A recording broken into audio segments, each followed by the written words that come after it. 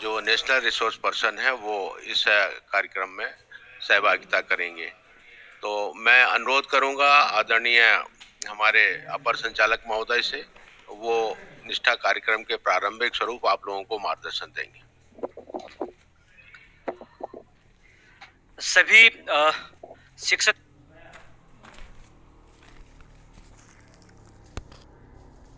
BRC, CSC और हमारे diet principal, DPC और ऑफिसर्स भी इसमें जुड़े हुए होंगे। सबसे पहले तो प्रथम 3 मॉड्यूल जो हमारे निष्ठा के माध्यम से ऑनलाइन आप लोगों ने पूरा किया है, मैं बधाई देना चाहूँगा कि लगभग 80% शिक्षकों ने इन 3 मॉड्यूल को पूरा किया है। अब मॉड्यूल को पूरा करना एक बहुत अच्छी उपलब्धि माना जा सकता है, लेकिन इसमें हमें इस चीज़ का ध्यान रखना होगा कि हमारा जो प्रथम 3 मॉड्यूल है, उसमें विद्यालय का जो परिवेश है बहुत ही आनंददायी होना चाहिए।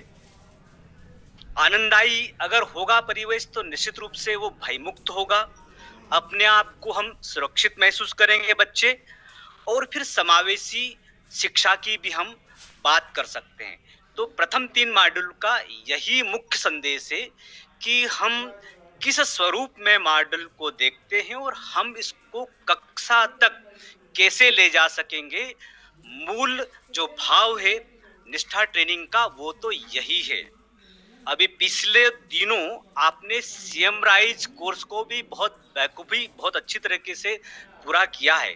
लेकिन ये भारत शासन एनसीईआरटी का जो मॉड्यूल है पूरे देश में इसी मॉड्यूल पर ट्रेनिंग दी जा रही है। तो निश्चित रूप से प्रथम 3 मॉड्यूल के ऊपर आज संवाद और चर्चा करने के लिए यह कार्यक्रम आयोजित किया गया। निश्चित रूप से आप सभी लोग पुनः बधाई के पात्र हैं कि प्रथम जो 3 मॉड्यूल थे वो समावेशी शिक्षा, स्वास्थ्य और विद्यालयीन परिवेश को लेकर था। जैसे मैंने अभी आपको बताया भी है कि इन तीनों का मुख्य भाव, मुख्य संदेश क्या है।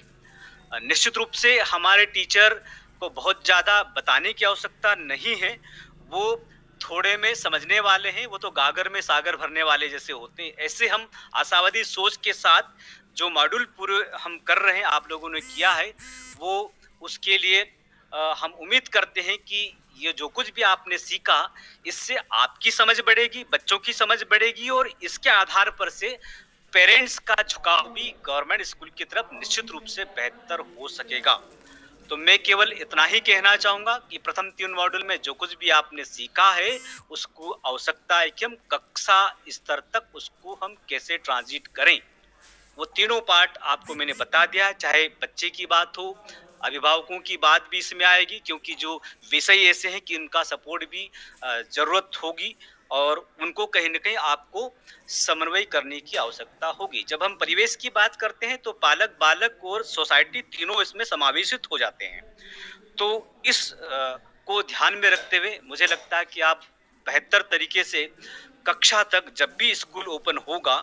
तब उसको ले जाने की स्थिति में होंगे। मैं यहाँ पर यह भी अनुरोध करना चाहूंगा कि जो कुछ भी सीखा आपने, मोटी मोटी चीजें निश्चित रूप से आपने अपनी डायरी में नोट की होगी, और उसको हम क्लासरूम तक कैसे ले जाएंगे उसका एक क्रमबद्ध स्वरूप आपको डायरी में बनाना होगा। तभी आपने जो कुछ भी सीखा है वो कक्षा तक ले जाने की स्थिति में होंगे। हम जानते हैं कि प्रथम 3 मॉड्यूल है जेनरिक टाइप के, जैसे मैंने प्रारंभ में ही आपको बताया है कि वो भी हमारे लिए बहुत ही महत्वपूर्ण है। हेल्दी एटमॉस्फेयर अगर हम क्रिएट करने की स्थिति में आ गए, बच्चे भयमुक्त वातावरण महसूस करें, अपने आप को सुरक्षित महसूस करेंगे, तो निश्चित रूप से आपके कहे अनुसार बच्चे उस मॉडल को करने की स्थिति में होंगे। तो मैं हमारी पूरी टीम यहाँ पर बैठी हुई संवाद करने के लिए, सब्जेक्ट के एक्सपर्ट भी हैं, जैसे कि आपने कहा कि डनायक जी यहाँ पर है, डॉक्टर अशोक पारिक है, पाठ्यचर्या के नियंत्रक है, डनायक जी, सचिन आशापुरे हैं, और पूरी टीम है, उस्मान जी हैं, और हमारी पूरी टीम यहाँ पर बैठी हुई लगातार आपसे संवाद करेंगी। जैसे मैंने कहा कि प्रथम 3 मॉड्यूल का उद्देश्य बहुत अपने आप में स्पष्ट है। तो मैं आगे की बात रखने के लिए सचिन जी, अतुल डनायक है, और हमारे बीच पारिक जी भी हैं, वो आगे की बात क्रमशः रखेंगे चूंकि इन्होंने तीनों मॉड्यूल का अध्ययन किया हुआ है, इन्होंने ज्वाइन किया हुआ है, मोटी-मोटी चीजें आपके समक्ष मैंने प्रस्तुत की है, वो हमारे लिए बहुत ही महत्वपूर्ण, उसको ध्यान में रखते हुए अपनी कार्ययोजना को आप हकीकत रूप में अंजाम देने का प्रयास करेंगे। सबको धन्यवाद। ओके, डनायक सर और सचिन जी मेरी समझ से मॉड्यूल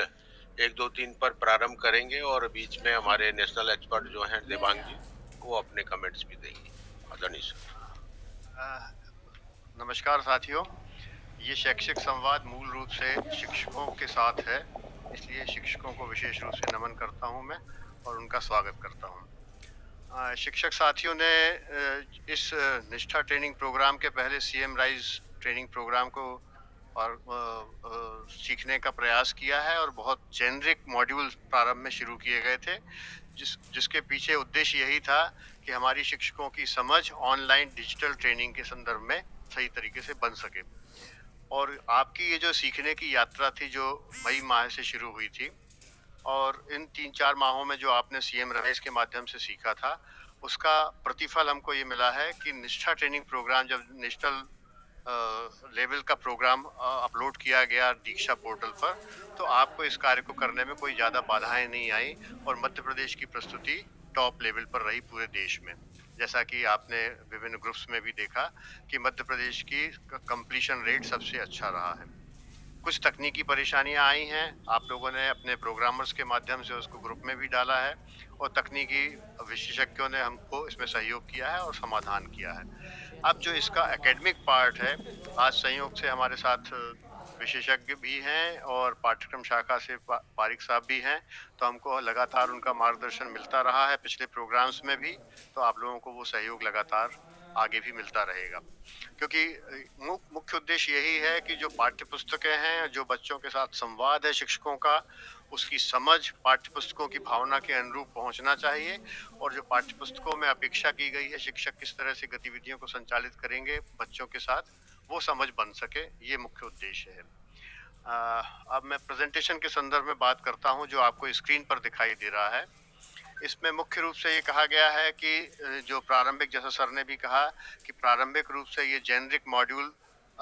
एनसीईआरटी ने शेयर किए थे आपके साथ, जिससे कि शिक्षकों की एक सामान्य समझ शिक्षा के वातावरण के संदर्भ में,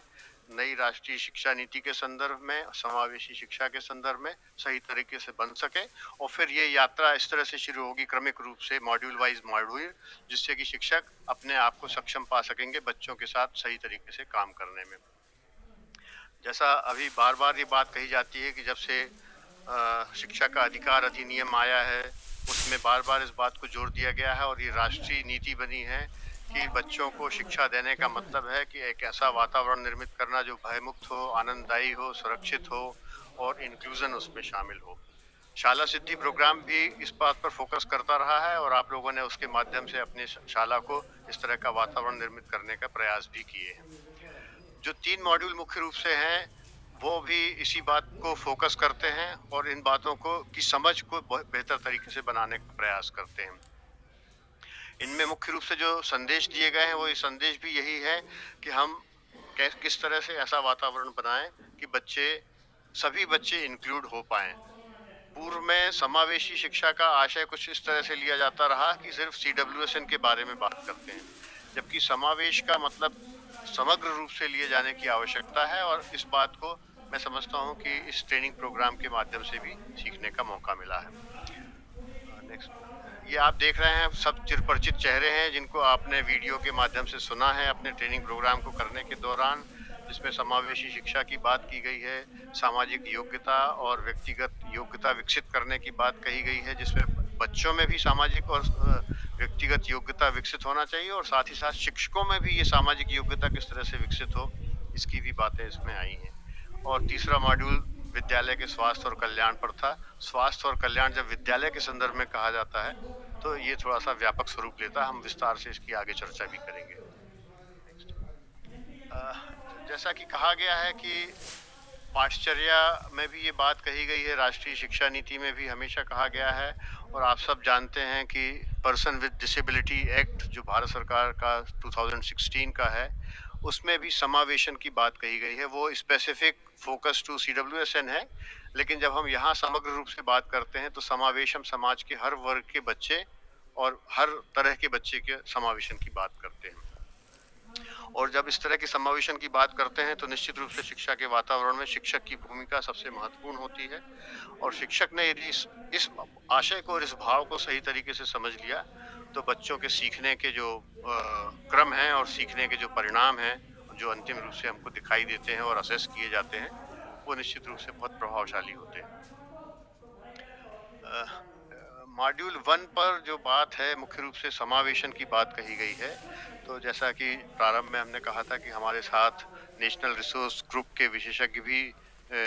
जुड़े हैं, तो हम उनका मार्गदर्शन भी प्राप्त करेंगे और आपसे संवाद करेंगे। इससे एक समझ जो आपकी बनी है उसका रीइंफोर्समेंट भी होगा। इस शैक्षिक संवाद के माध्यम से हम यही बात करना चाहते हैं कि इस तरह के रीइंफोर्समेंट के माध्यम से आप अपने अध्ययन को पुनः एक बार वो कर सकें और उसमें यदि कहीं आपके मन में कोई संशय आई थी तो उनका समाधान भी कुछ हद तक इस माध्यम से होगा। अदरवाइज हम व्हाट्सएप ग्रुप के माध्यम से भी समाधान कर सकेंगे।